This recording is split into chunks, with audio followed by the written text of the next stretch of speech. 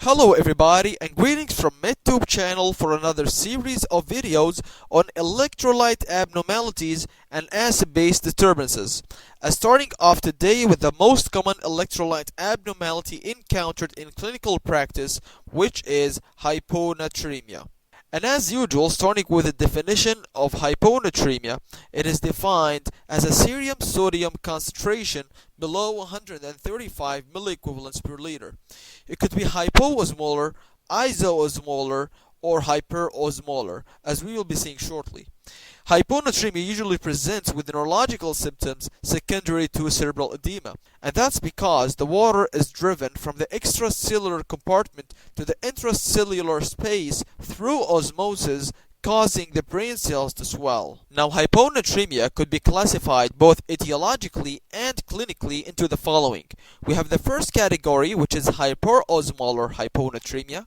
We have isoosmolar hyponatremia, and finally we have the hypoosmolar hyponatremia, which is actually the most common category and the most significant one.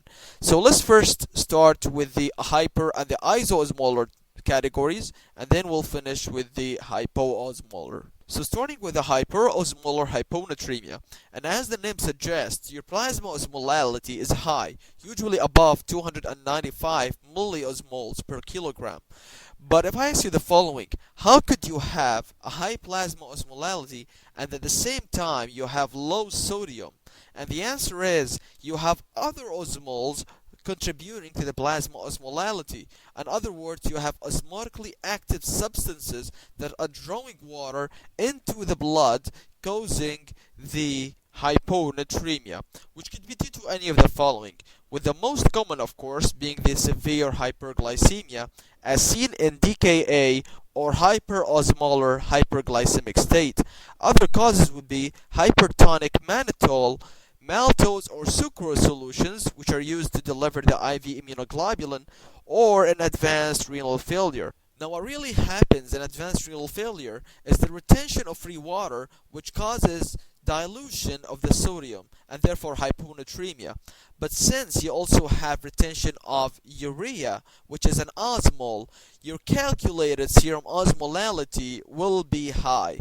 But since urea is an ineffective osmol, your effective serum osmolality will be low. And therefore, advanced renal failure actually fits better under hypoosmolar hyponatremia because it's the free water that is causing hyponatremia and not the urea. And finally, please note that in hyperglycemia, you could actually have a high sodium concentration in some patients, and that's because of the osmotic diuresis associated with hyperglycemia, and therefore the loss of free water causes the sodium concentration to increase and to further increase the plasma osmolality. And now coming to the second category, which is isoosmolar hyponatremia, and as the name suggests, it is caused by isotonic solutions as in glycine, sorbitol, or mannitol non-conductive irrigation solutions, which are used in TURP procedures, which is transurethral resection of the prostate,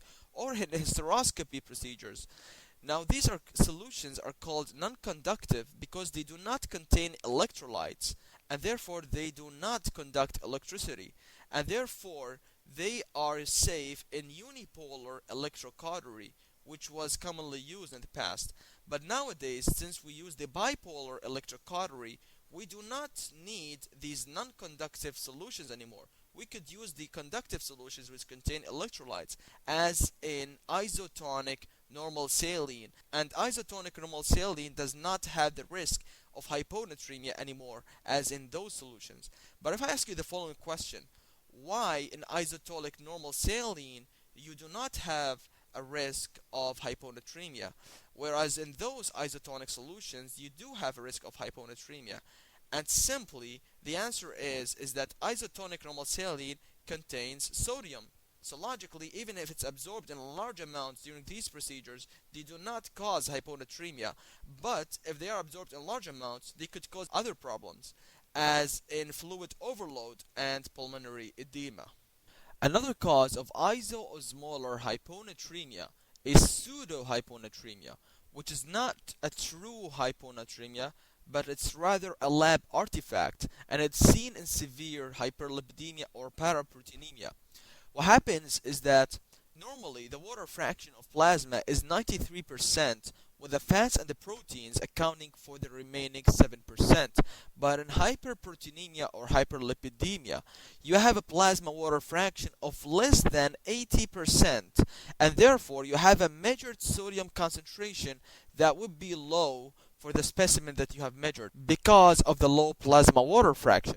But your sodium concentration in relation to the plasma water fraction only will be normal, and your plasma osmolality will remain normal. And now coming to the last and the most important category, which is hypoosmolar hyponatremia. And what we have here is a dilutional hyponatremia, which is excess water in relation to the sodium without the action of any effective osmoles, as seen in the previous ones. But here we simply have excess water, and therefore we have a hypoosmolar hyponatremia. Now, hypoosmolar hyponatremia is usually classified according to the volume status of the patient, but it could be also classified according to the ADH levels. But in here, we're following the volume status. And we have first hypervolemic hypoosmolar hyponatremia. We have euvolemic hypoosmolar hyponatremia, and finally we have hypovolemic hypoosmolar hyponatremia. Now what happens in hypervolemic hyponatremia is that you have an increase in both the total body sodium and the total body water, but the increase in total body water is more in relation to the increase in total body sodium, and therefore you have a dilutional hyponatremia. What happens in euvolemic is that your total body sodium is actually normal, but you have an increase in the total body water, and therefore a dilutional hyponatremia. And finally, we have the hypovolemic hyponatremia, which could sound paradoxical. How could you have a hypovolemic patient with a hyponatremia? And the answer is you have a decrease in both total body water and the total body sodium, but the decrease in the total body sodium is more than the decrease in the total body water, and therefore in the end result you will be having a dilutional hyponatremia. So let's start with the hypervolemic hyponatremia, and we have the following causes. First is the congestive heart failure and cirrhosis. Now in CHF and cirrhosis, the plasma volume and the extracellular volume are actually increased, but since the pressure which is sensed in the baroreceptors in the carotid sinus and the aortic arch is actually decreased because of the decreased cardiac output in CHF and the arterial vasodilation in cirrhosis, you will have an increase in ADH release, and therefore more free water reabsorption, and resulting in dilutional hyponatremia.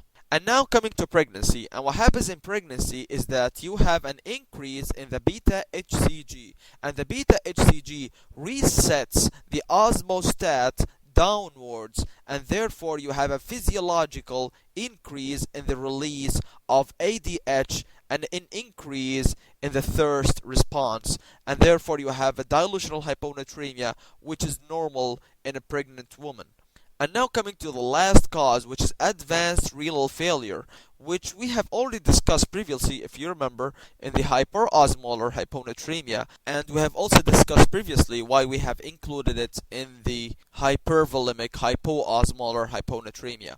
And please note that an advanced renal failure could actually be euvolemic as well, so it could also be included in this category right here.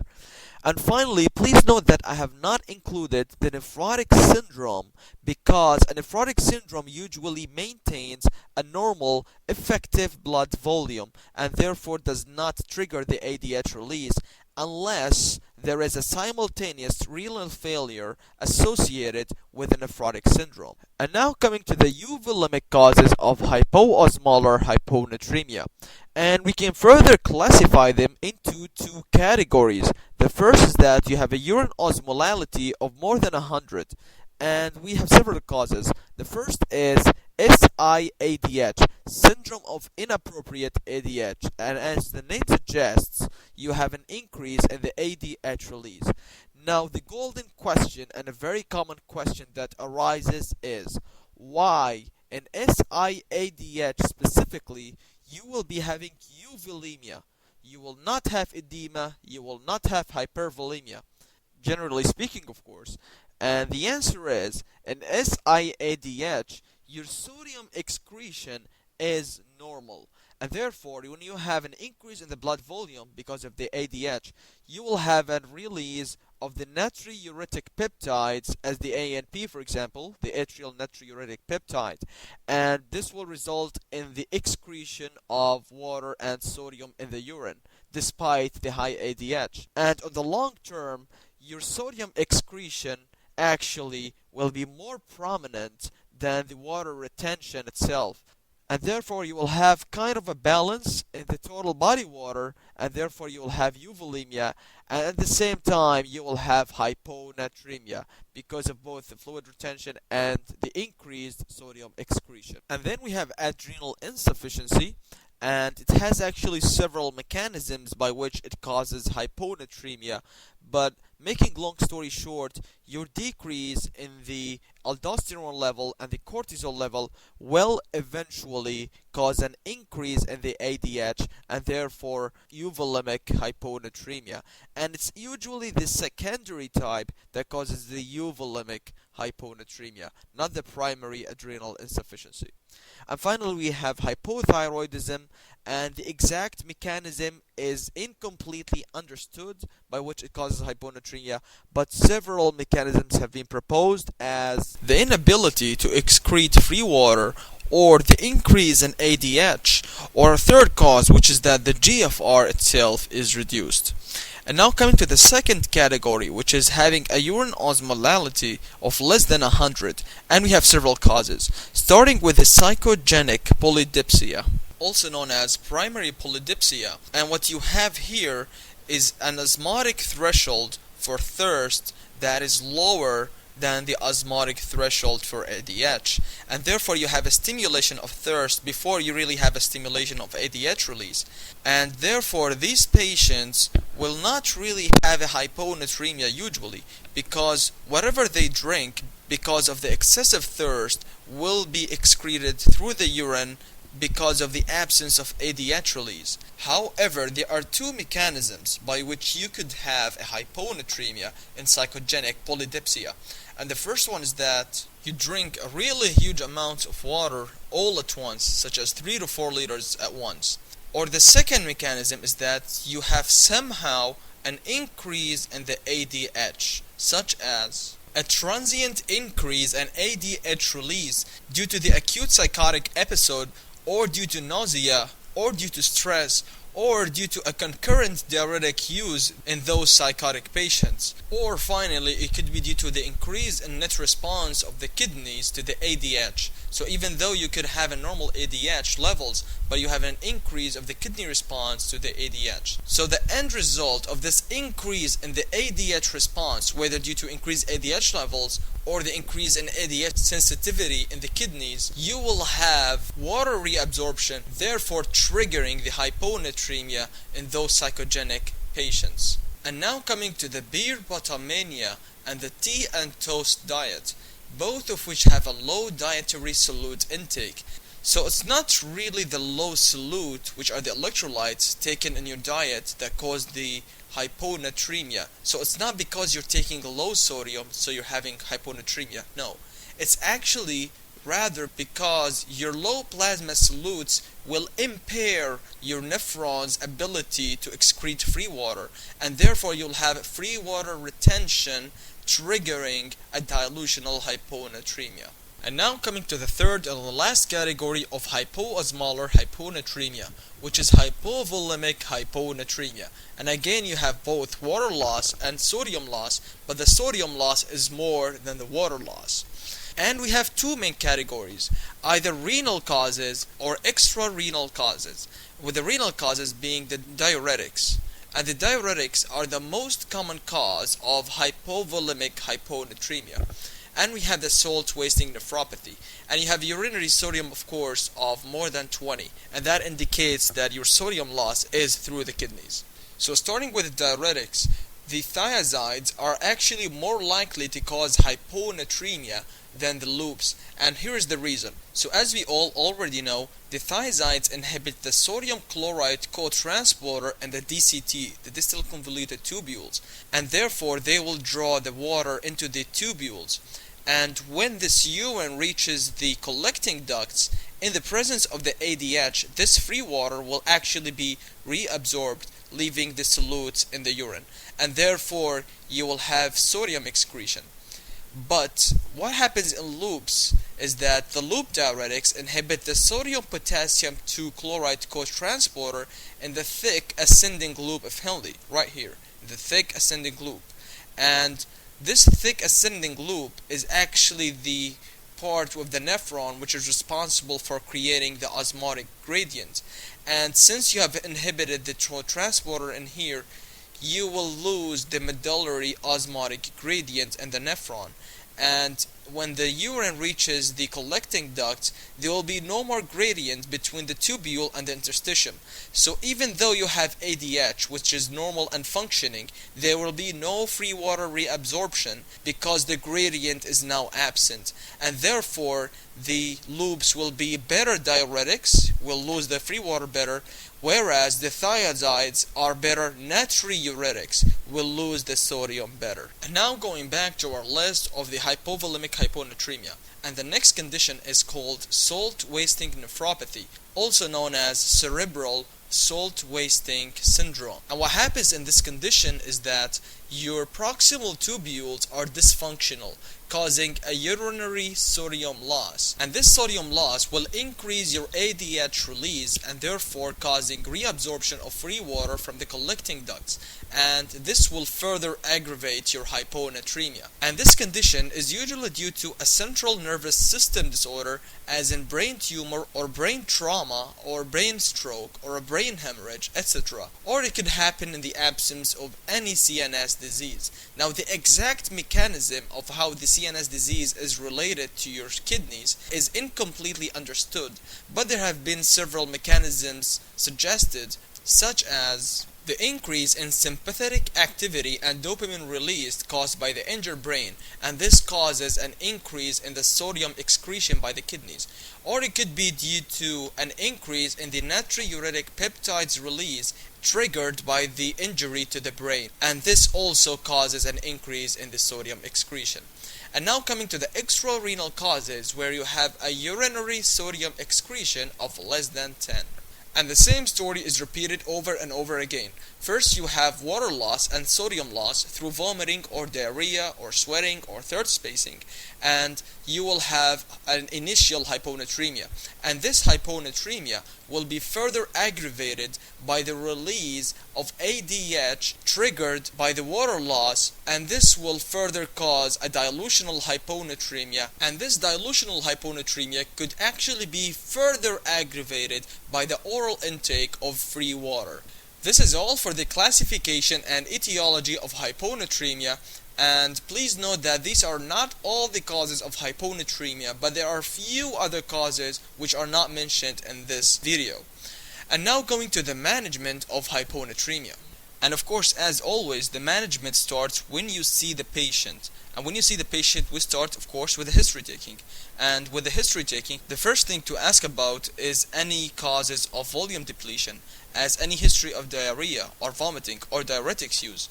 Any history of volume overload, as in seen psychogenic polydipsia, increased water intake, or any known CHF, or liver cirrhosis, or advanced renal failure, all of which are usually associated with volume overload.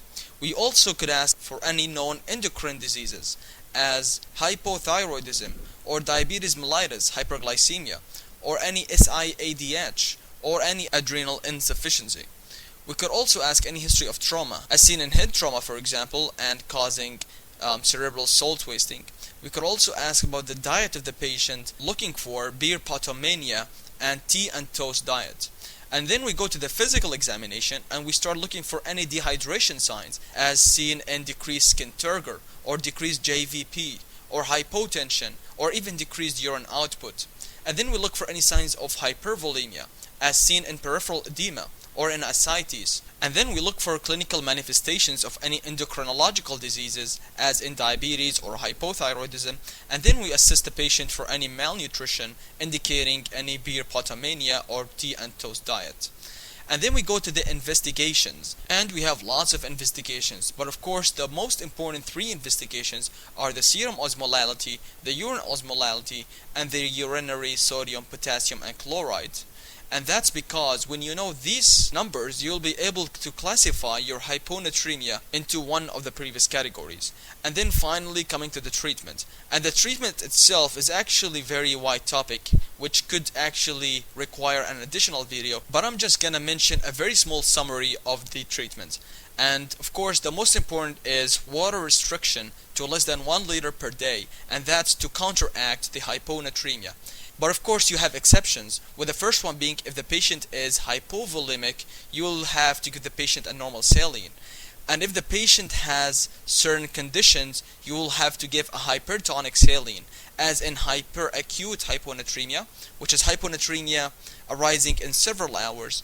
And if you have acute hyponatremia, which is hyponatremia arising in less than 24 hours, or if you have any severe hyponatremia, which is defined as any hyponatremia with a serum sodium of less than 120, and if you have any moderate hyponatremia but it is symptomatic. So a moderate hyponatremia is defined as a serum sodium between 121 to 129, and if the patient is symptomatic, you would give hypertonic saline. Pretty much all the other conditions, that is if you have a chronic hyponatremia or a moderate hyponatremia and that is asymptomatic, you would only do water restriction. After stabilizing the patient, of course, you have to treat the underlying cause, because hyponatremia is a sign of a disease. It is not a disease itself, but it's rather a sign of underlying disease. And finally, the most important point to note is you have to avoid rapid correction of the serum sodium, and that's to avoid osmotic demyelination syndrome. And therefore, it is recommended never to increase your serum sodium level to more than 9 milliequivalents per liter per 24 hours. Actually, the goal is to increase your serum sodium level to about 4 to 6 milliequivalents per liter per 24 hours. That would be all for hyponatremia. I really hope that you have found this video to be informative and helpful, and please feel free to post any comments or any corrections that you feel are necessary. Thank you again for watching, and hopefully I'll see you with the next video on hypernatremia.